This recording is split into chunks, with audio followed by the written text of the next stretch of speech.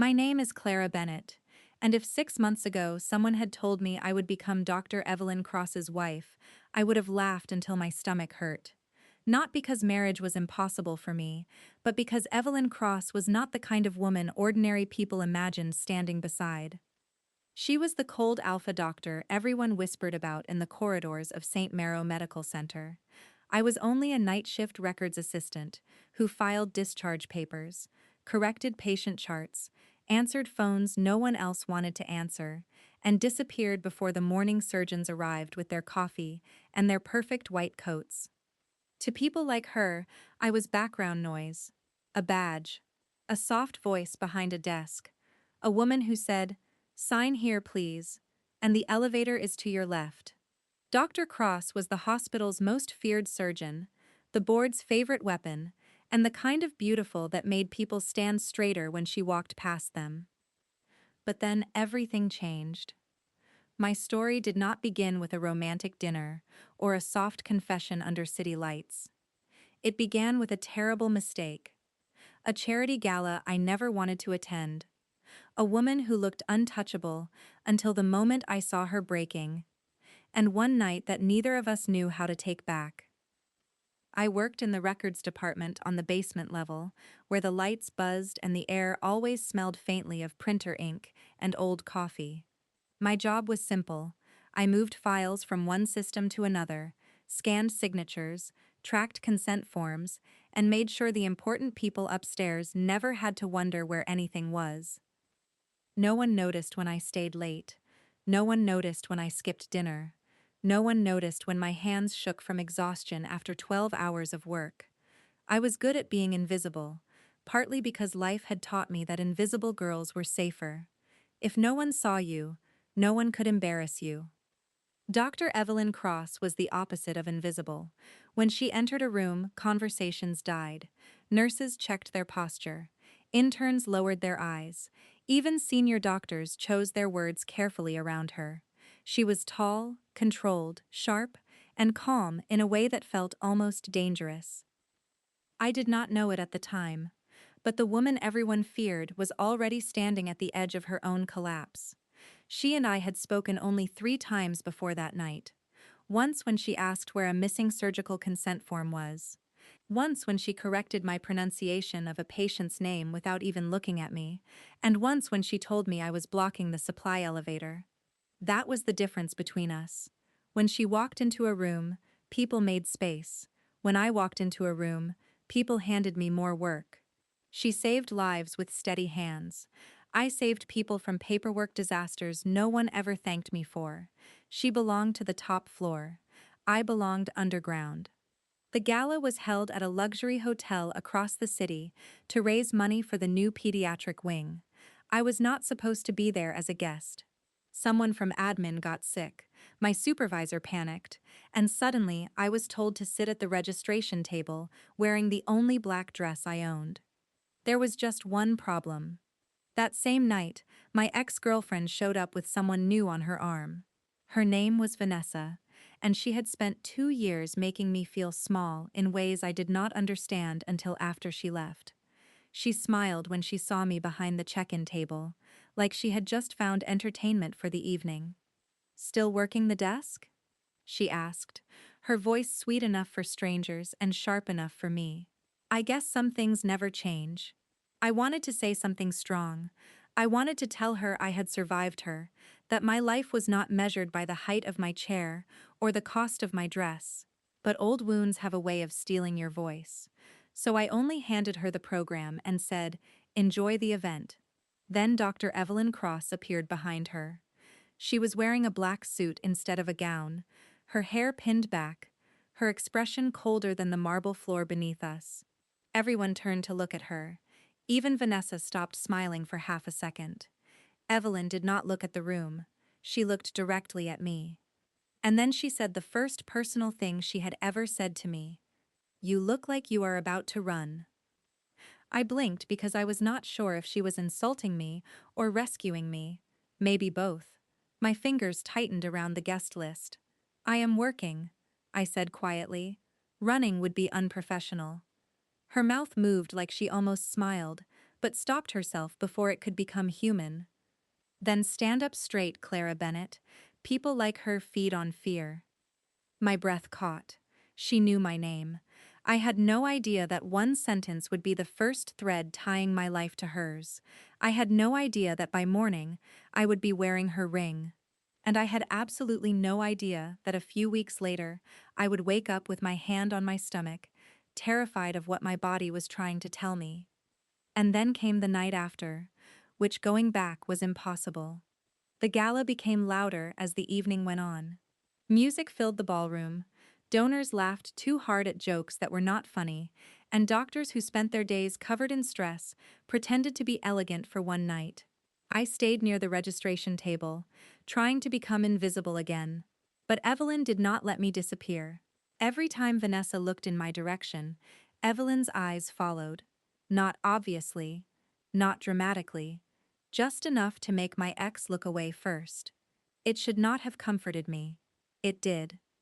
Around 11, I found Evelyn standing alone on the balcony outside the ballroom. The city looked wet and silver below us because it had started raining. She had one hand on the railing and the other pressed against her ribs like she was holding herself together. I should have gone back inside. She was not my friend. She was not my boss either, exactly, but she was too powerful to be safe.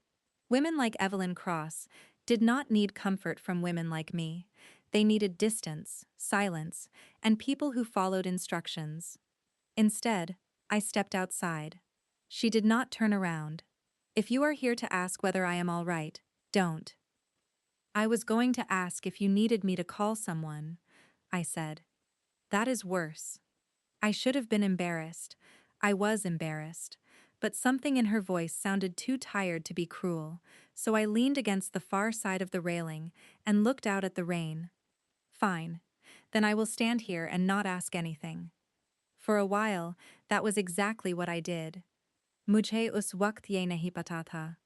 No, I did not know it at the time, but silence was the first gift I ever gave her. After several minutes, she said, "My mother informed the board tonight that I am unstable." I turned my head. "Are you?" Her eyes cut to mine. I should have apologized. Instead, I shrugged. "You told me to stand straight in front of my ex.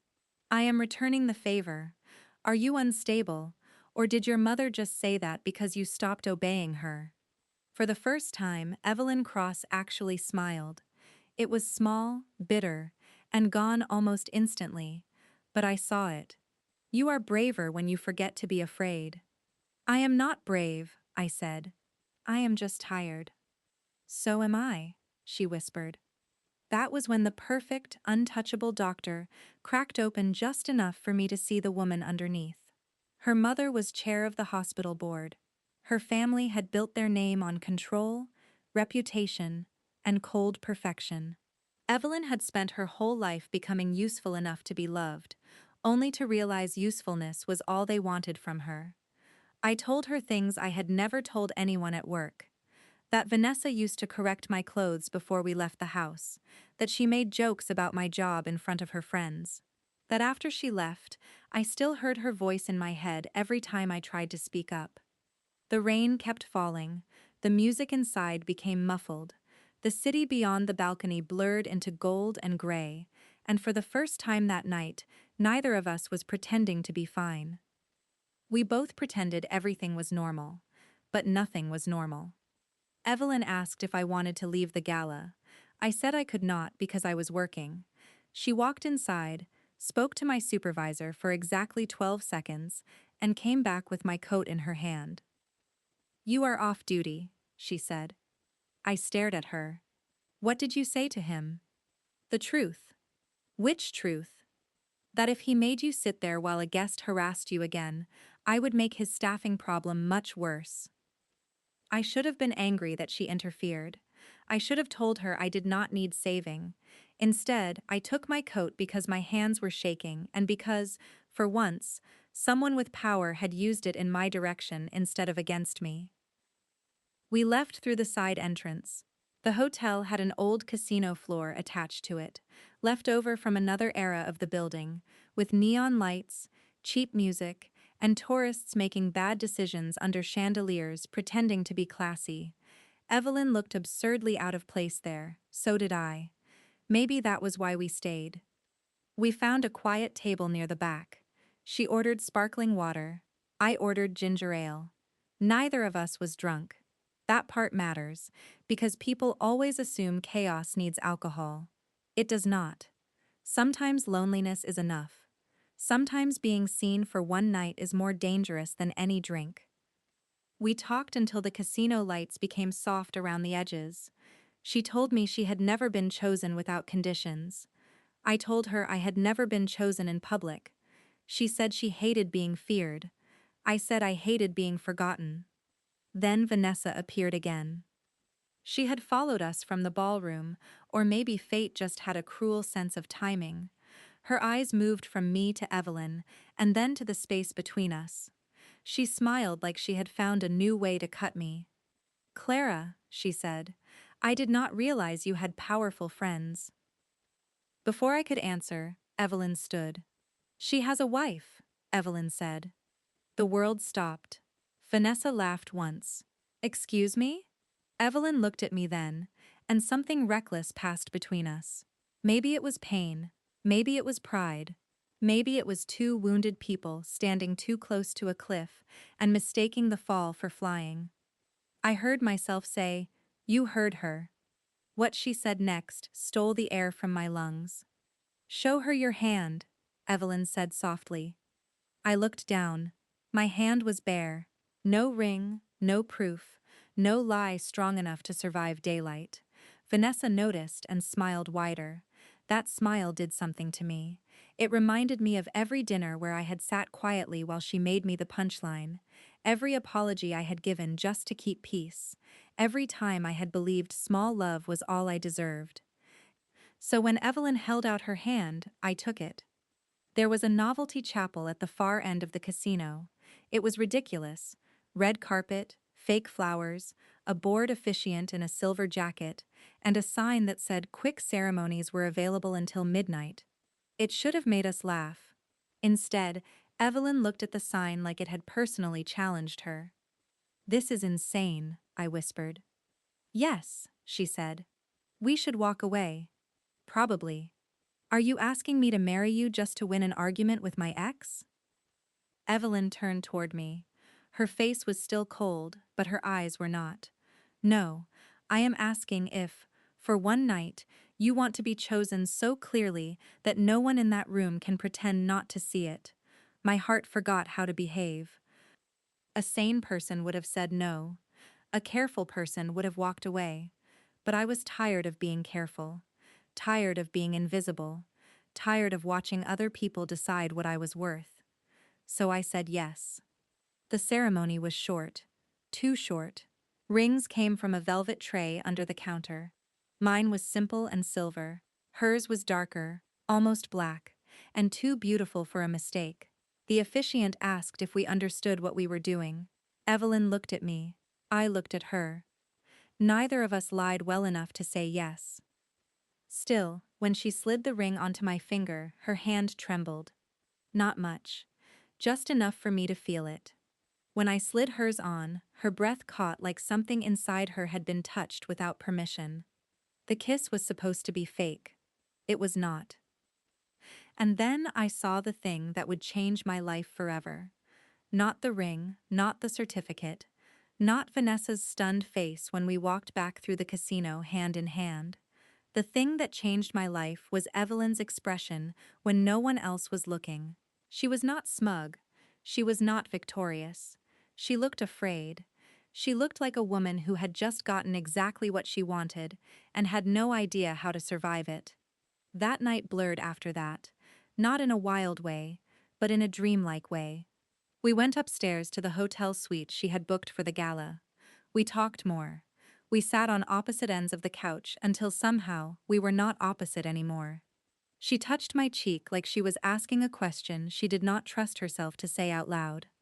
I remember saying, "This is a mistake." I remember her answering, "Then tell me to stop." I did not. The rest belongs to us. It was not dramatic. It was not careless. It was quiet, emotional, and terrifying because it felt less like a mistake than every sensible choice I had made before it. The next morning, I woke up to sunlight burning through expensive curtains and the sound of Evelyn Cross breathing beside me. For 3 seconds, I was peaceful. Then I saw my dress on the floor, then her jacket over a chair, then the silver ring on my finger. I sat up so fast the room spun. Evelyn woke instantly. Surgeons must sleep like soldiers, ready for disaster. Her eyes opened, focused on me, then dropped to my hand. The color drained from her face. "What did we do?" she whispered. I looked at her left hand. The dark ring was still there. "We got married," I said. Her jaw tightened. That was supposed to be symbolic. "It came with paperwork." "Yes," she said slowly. "I remember paperwork. There was just one problem. Neither of us took the rings off. We sat at opposite ends of the bed, like strangers after a storm. Evelyn called a lawyer. I called in sick for the first time in 9 months. The lawyer confirmed what we already knew. The marriage was legal. Fast, foolish, and completely legal.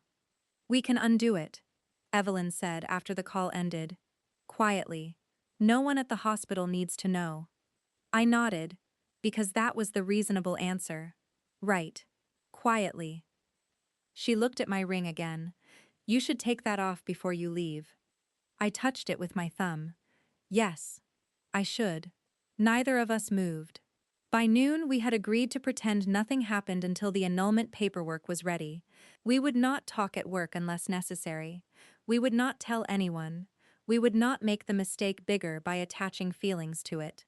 That plan lasted less than a day. At the hospital, everything felt different. The corridors were the same. The printers jammed in the same way. My supervisor complained in the same tired voice. But my hand felt heavier, even with the ring hidden on a chain under my blouse. Evelyn passed the records desk at 9:17 that night.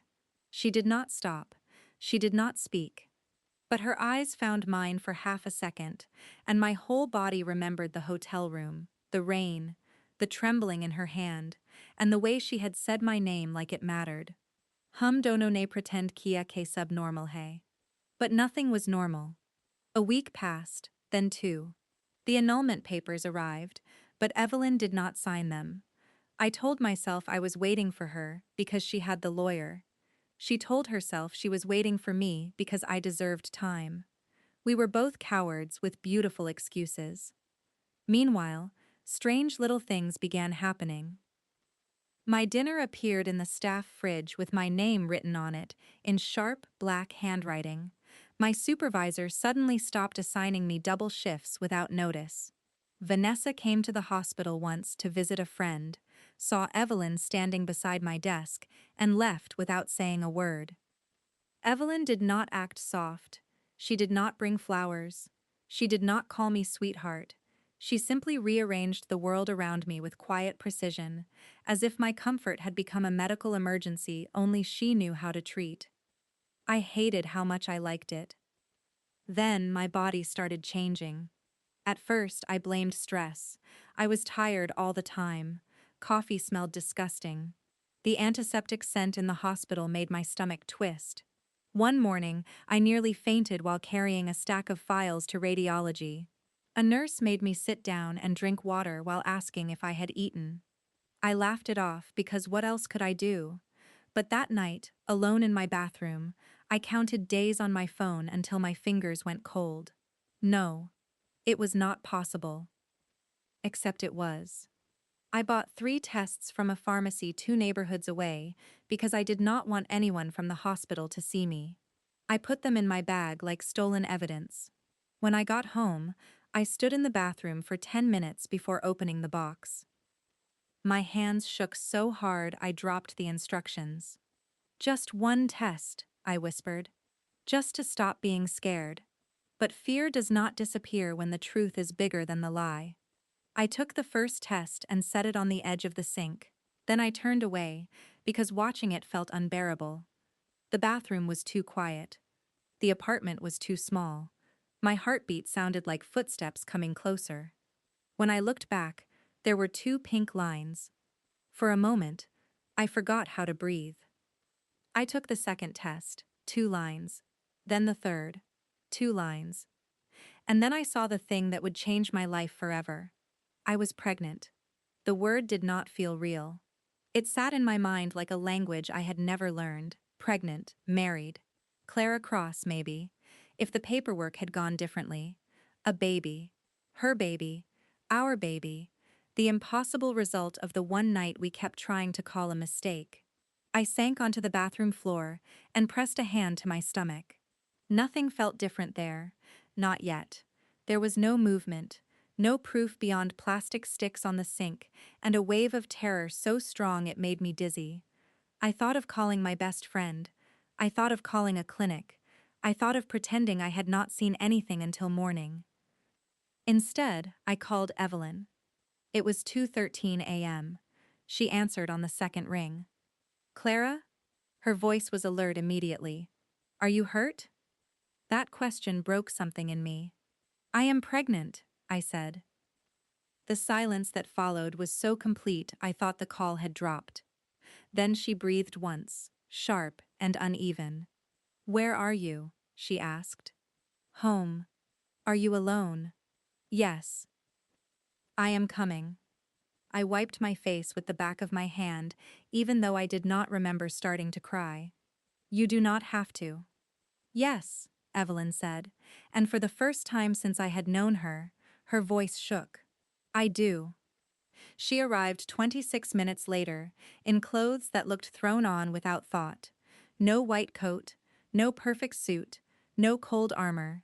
Just Evelyn, pale and frightened, standing in my doorway, like the world had finally found a way to cut her open.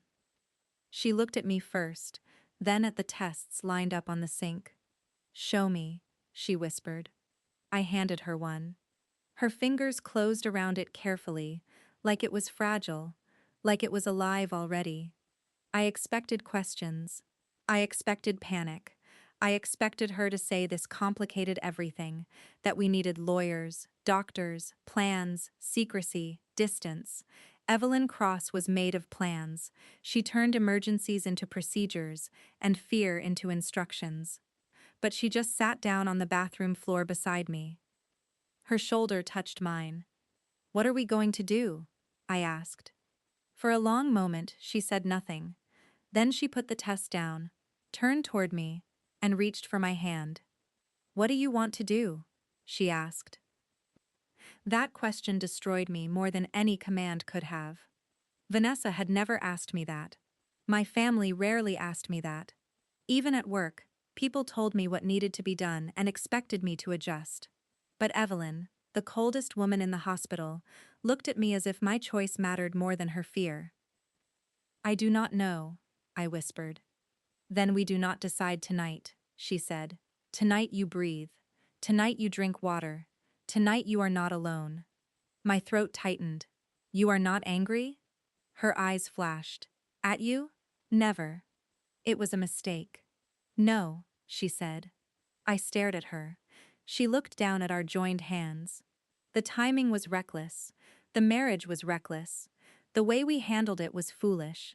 But you were not a mistake, Clara. That night was not a mistake to me. I have been trying to call it that because I was afraid of wanting it. Usne jo next kaha, usne meri sansun ko rok dia. What she said next stole the air from my lungs. I have thought about you every day, she said. Every hour, sometimes. I told myself I was being responsible by staying away from you. I told myself you deserved a clean exit from my life.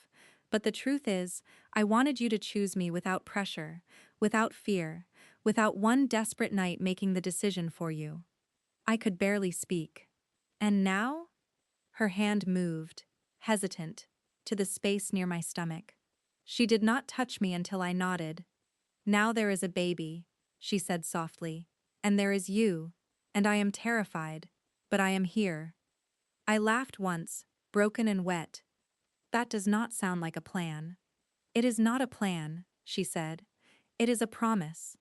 The next morning, Evelyn did what Evelyn did best. She organized disaster.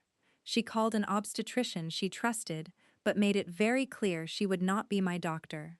She called the lawyer and told him to pause the annulment. She called hospital compliance and requested a confidential meeting.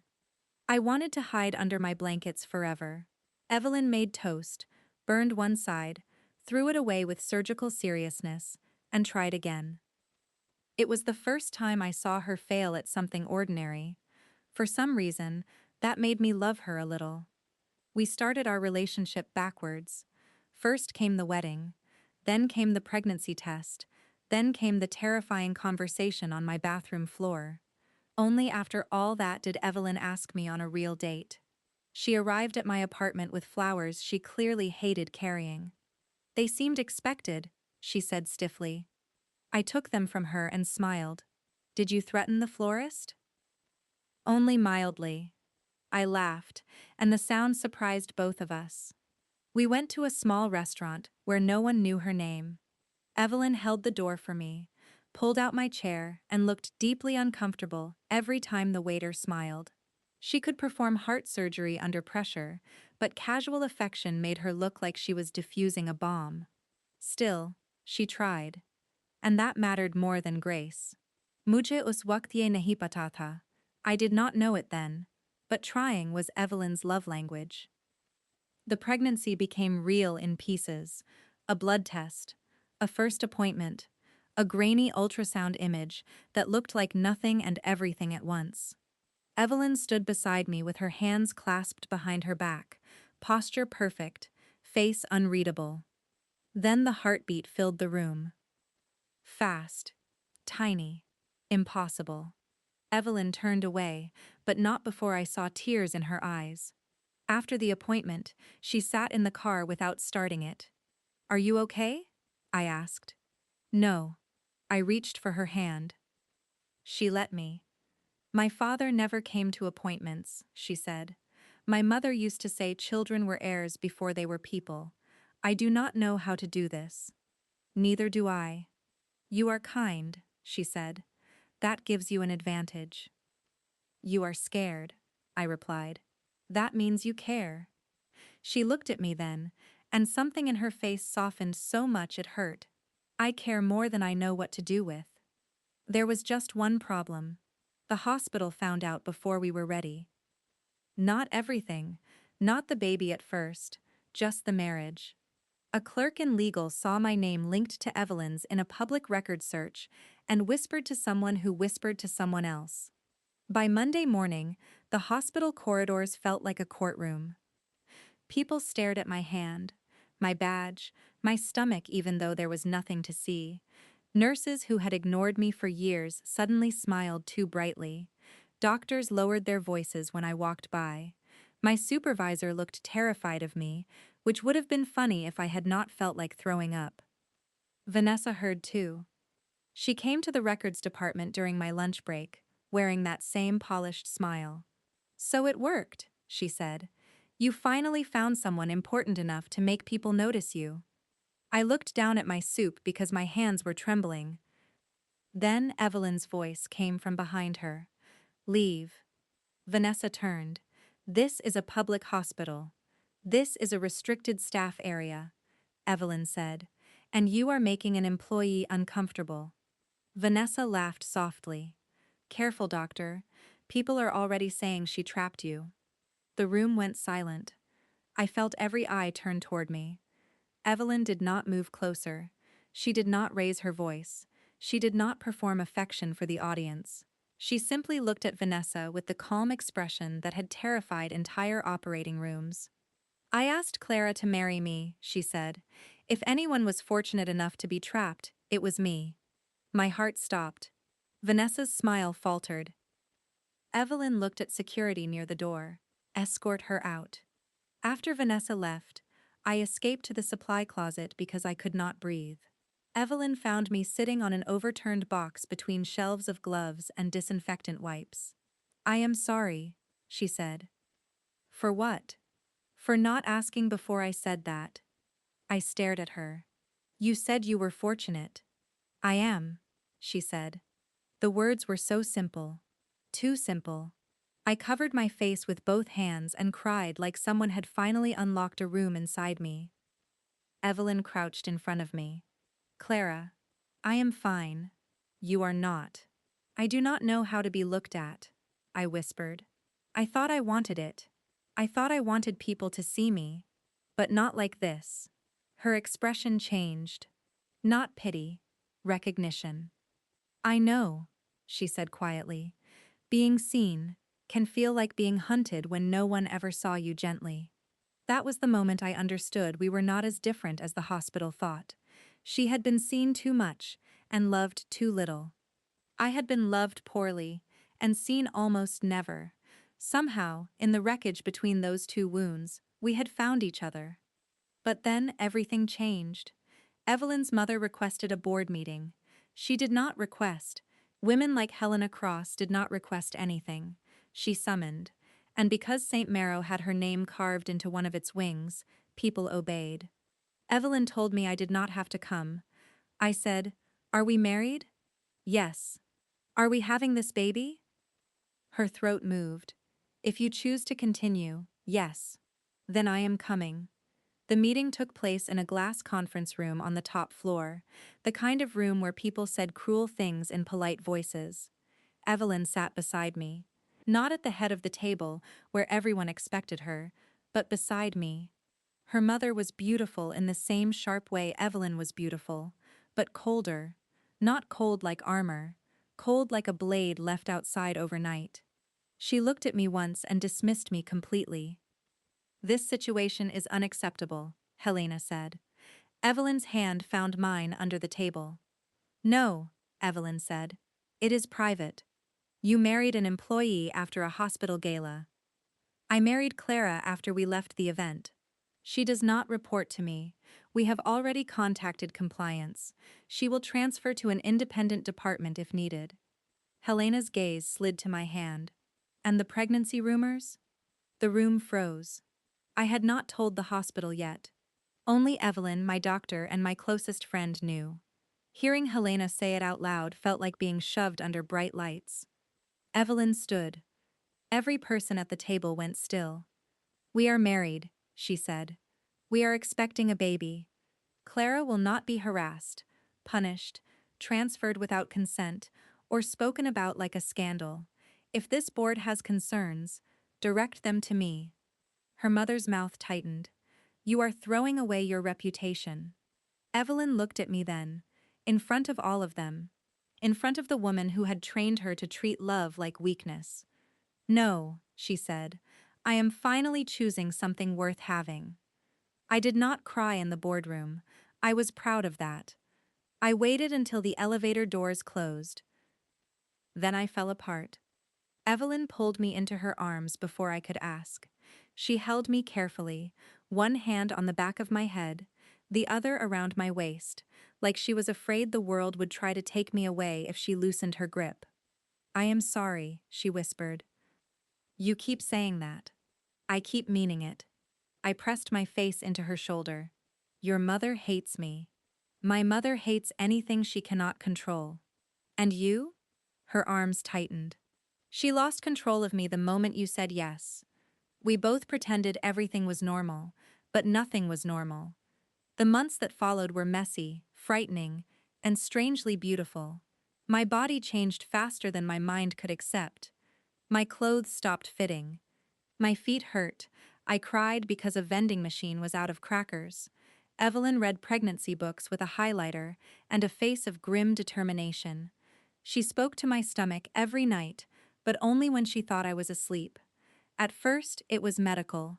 "Your mother needs rest. Please cooperate." Then it became awkward. "I am not skilled at informal conversation, but I am told you can hear voices now." Then one night, when the room was dark and her hand was warm over mine, she whispered, "Hello, little one. I am scared, but I already love you. Be patient with me." I kept my eyes closed, because I knew if she realized I was awake, she would stop. Evelyn changed in small ways, not for everyone. She was still strict at work, still terrifying in surgery, still capable of silencing a room with one look. But with me, She softened in pieces. She learned my tea order. She kept crackers in every coat pocket. She memorized the lullaby my grandmother used to hum. Sometimes I caught her watching me, like she could not believe I was real. Sometimes I felt the same way about her. Still, fear did not disappear just because love arrived. I worried she would regret me when the scandal got old. I worried she would realize she had married a woman from the basement because of one reckless night and one impossible heartbeat. I worried I was becoming another obligation in a life already full of them. One evening, I told her that. We were in her apartment, which had slowly become our apartment without either of us officially saying it. Baby clothes were folded on the couch. A crib manual lay open on the floor. Evelyn was assembling it badly and pretending not to be frustrated. I said, "Are you staying because of the baby?" The screwdriver slipped from her hand.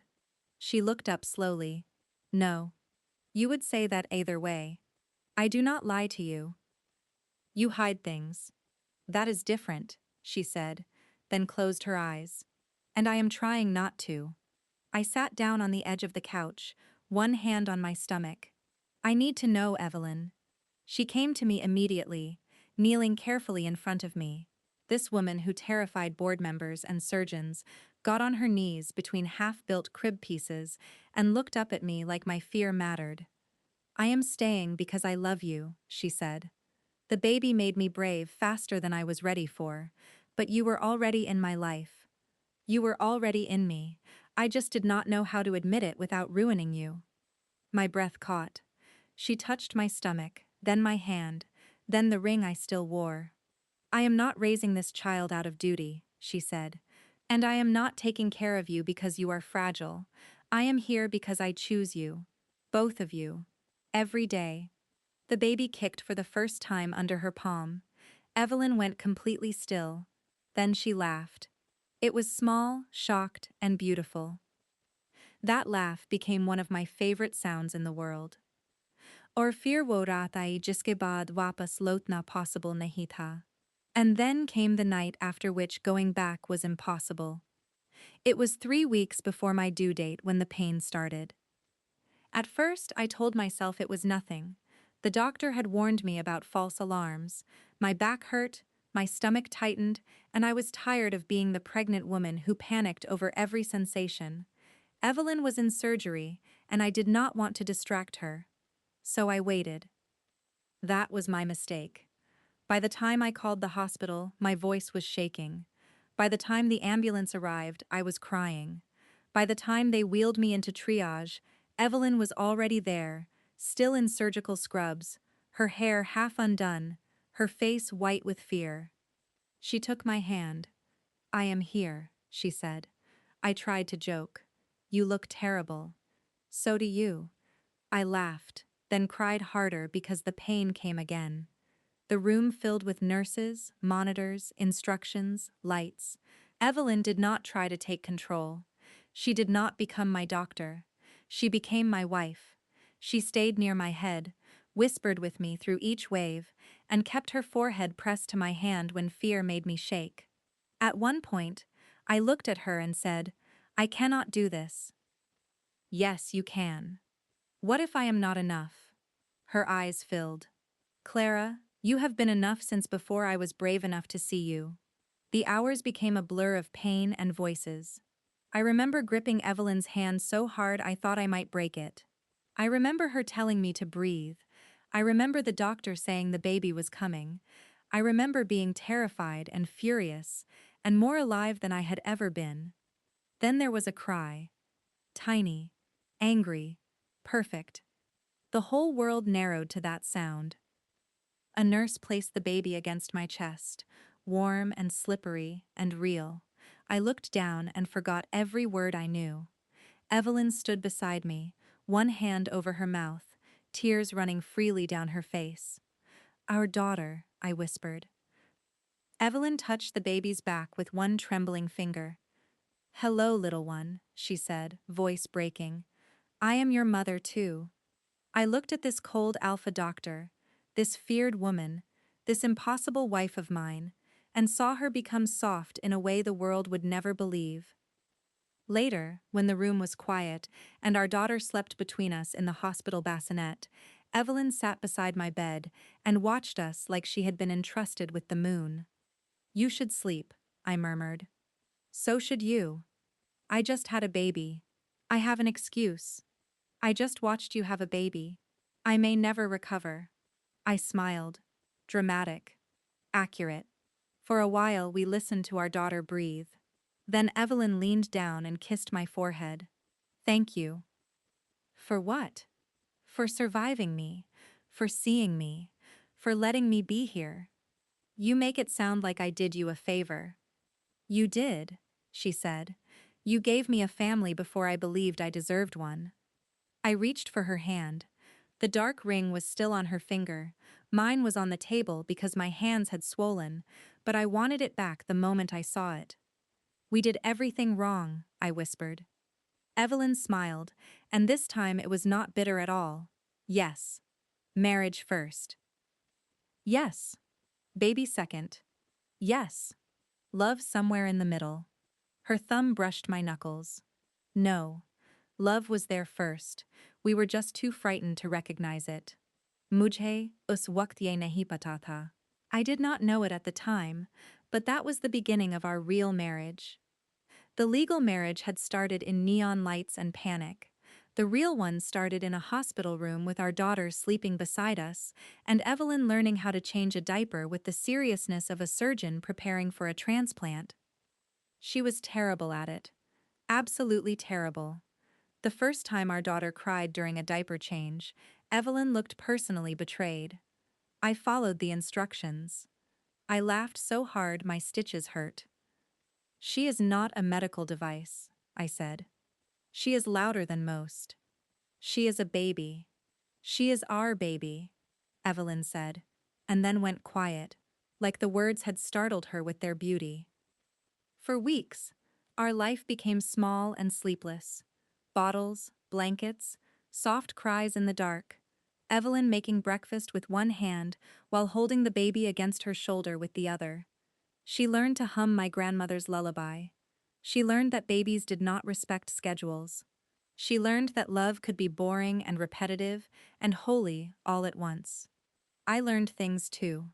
I learned Evelyn was gentlest when she thought no one was watching. I learned she talked to our daughter about surgical techniques in a soft voice because she did not know many nursery rhymes. I learned she liked when I touched the back of her neck after hard days. I learned she still feared becoming her mother, even while proving every day that she never would. 3 months after our daughter was born, Evelyn took me back to the hotel where everything began. I almost refused. The memory still felt too bright, too foolish, too exposed. But Evelyn stood in our bedroom doorway, wearing a suit, holding my coat, and looking nervous in a way she would deny under oath. "Trust me," she said. So I did. The casino chapel was still there. Same neon lights, same red carpet, same ridiculous fake flowers. The silver jacket officiant was gone, replaced by a younger woman who looked far too cheerful for the sacred history of my humiliation. I turned to Evelyn. "Why are we here?"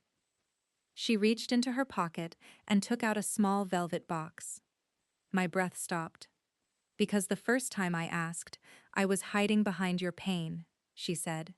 "And mine. Because I gave you a ring during the worst decision and best accident of my life. Because you deserved a real question without Vanessa, without my mother, without fear standing in the room with us." She opened the box. Inside was a ring that looked like the first one, simple and silver, but with a tiny stone set into the band like a secret star.